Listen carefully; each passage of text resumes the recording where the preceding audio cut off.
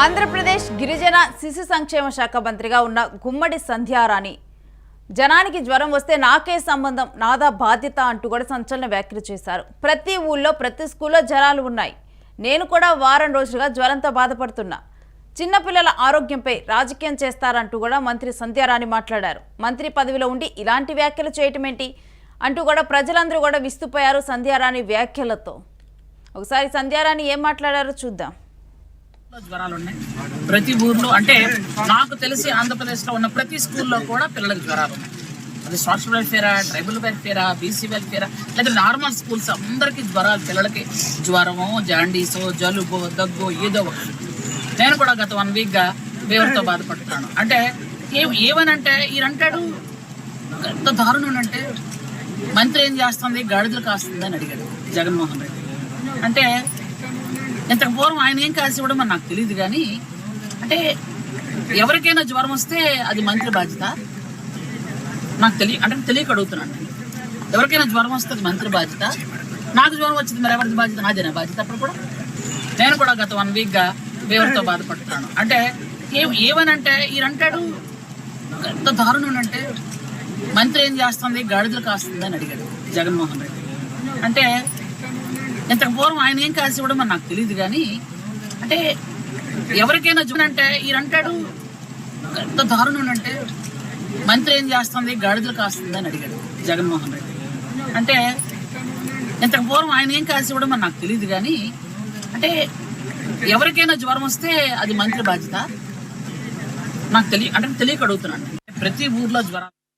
ఇక సంధ్యారాణి ఈ వ్యాఖ్యలు ఇప్పుడు ప్రజెంట్ అయితే వైరల్ గా మారాయి. ఆంధ్రప్రదేశ్ గిరిజన శిశు శాఖ మంత్రిగా ఉన్నారు గుమ్మడి సంధ్యారాణి. అయితే జనరల్గా మంత్రివర్గంలో ఉన్నవారు, దీనికి సంబంధించి కూడా ఉన్నవారు కూడా ఇప్పుడు స్కూళ్ళలో హైజీన్ మెయింటైన్ చేయటం, ఇలా జ్వరాలు వచ్చే టైంలో జనరల్గా కూడా అక్కడ కొన్ని ఏదైతే చేపట్టాల్సిన కార్యక్రమాలు ఉంటాయో వాటన్నిటిని కూడా చేపడుతూ ఉంటారు. అంటే అక్కడ ఎప్పటికప్పుడు కూడా పరిసరాలు శుభ్రంగా ఉంచుకునేది. కానీ జ్వరాలు ఎక్కువగా కూడా ప్రబలకుండా, ముందుగా జ్వరం వచ్చిన తర్వాత ఒకరి నుంచి ఒకరికి అది అంటు జ్వరాల్లాగా మారకుండా, మరలా కూడా తిరిగి రాకుండా కూడా అక్కడ పరిసరాలను శుభ్రంగా ఉంచుకునేలాగా, వాళ్ళకి సరైన ఆహారం అందించేలాగా, మందులు సరైన టైంకి వెళ్తున్నాయా లేదా మందులు వాళ్ళకి అందేలాగా ఇవన్నీ కూడా చూస్తూ ఉంటారు. సో ఒక్కసారిగా కూడా సంధ్యారాణి ఈ విధంగా స్పందించడంతో కూడా జ్వరం వస్తే నాదా బాధ్యత, నాకేం సంబంధం, నాకు జ్వరం వచ్చింది దానికి కూడా నేనే బాధ్యత ఆ బాధ్యత నాదే కదా అంటూ కూడా ఈ విధంగా మాట్లాడితే కూడా ఒక్కసారి కూడా చుట్టూ ఉన్న వాళ్ళందరూ కూడా షాక్ అయ్యారు. ఇంకా మరొకటి, ప్రతి ఊళ్ళో ప్రతి స్కూల్లో కూడా జ్వరాలు ఉన్నాయి. నేను కూడా వారం రోజులుగా జ్వరంతో బాధపడుతున్నా అంటూ కూడా ఈమె చేసిన వ్యాఖ్యలు ఇప్పుడు దుమారం రేపాయనే చెప్పాలి. చిన్నపిల్లల ఆరోగ్యంపై రాజకీయం చేస్తారా అంటూ కూడా మంత్రి సంధ్యారాణి మాట్లాడారు. ఇక ఇదే అంశానికి సంబంధించిన డీటెయిల్స్ మా ప్రతినిధి కిరణ్ అందిస్తారు. కిరణ్, ఇప్పుడు గుమ్మడి సంధ్యారాణి వ్యాఖ్యలు ఇప్పుడు వైరల్గా మారాయి. అసలు కంప్లీట్ డీటెయిల్స్ ఏంటి?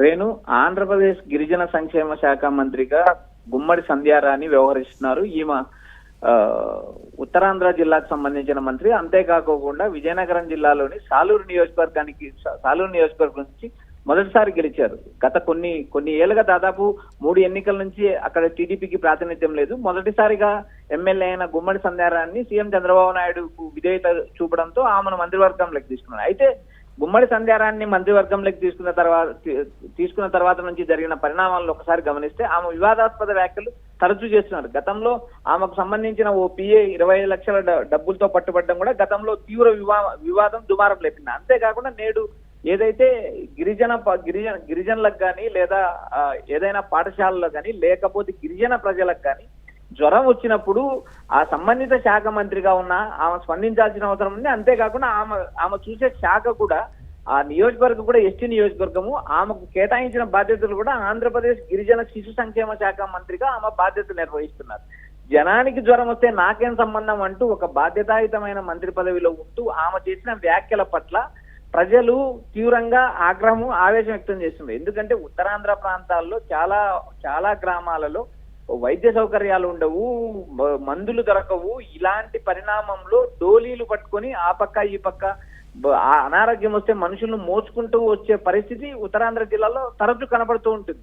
అయితే ఇలాంటి పరిస్థితుల్లో ఒక బాధ్యతాయుతమైన పదవిలో ఉండి జనానికి జ్వరం వస్తే నాకేం సంబంధం, ప్రతి స్కూల్లో జ్వరాలు వస్తున్నాయి, ప్రతి పాఠశాలలో జ్వరాలు వస్తున్నాయి, నాకు జ్వరం వస్తుంది, గత వారం రోజుల నుంచి నేను కూడా దగ్గు జ్వరంతో బాధపడుతున్నా, ఎవరికి జ్వరం వస్తే వారే చూసుకోవాలంటూ ఆమె చేసిన మాటలు బాధ్యతాయుత రహితమైనవి.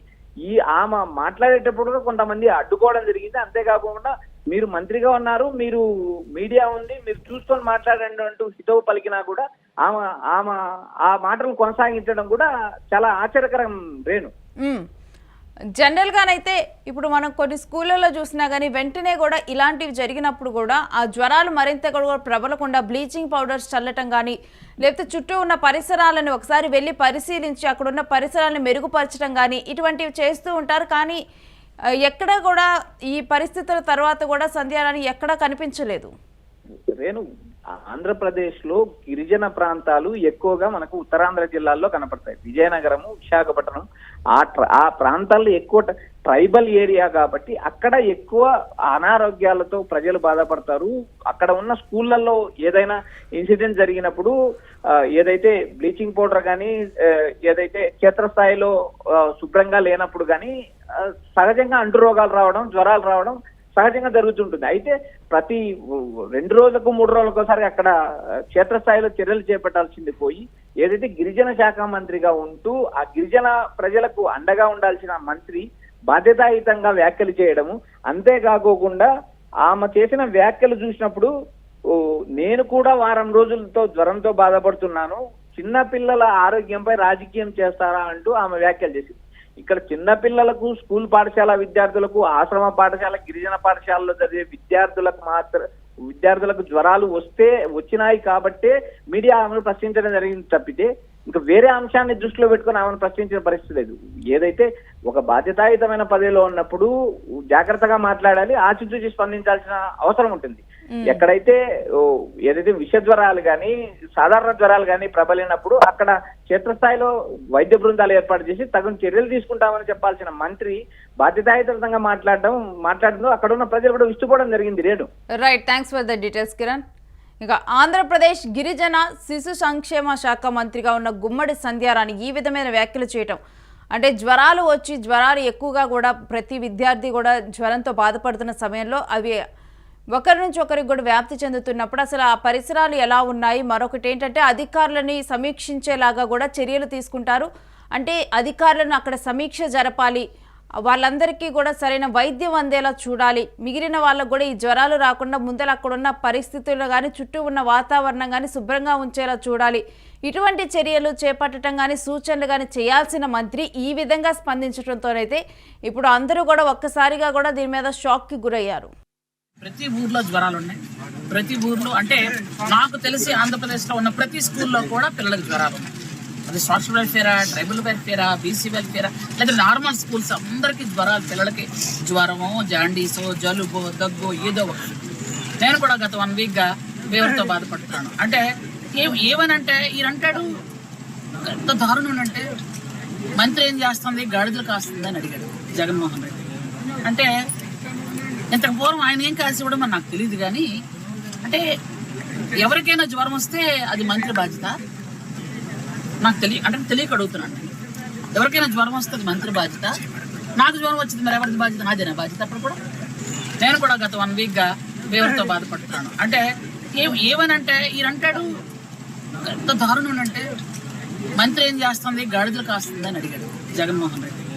అంటే ఇంతకు పూర్వం ఆయన ఏం కాసి ఇవ్వడం అని నాకు తెలియదు. కానీ అంటే ఎవరికైనా జ్వరం వస్తే అది మంత్రి బాధ్యత,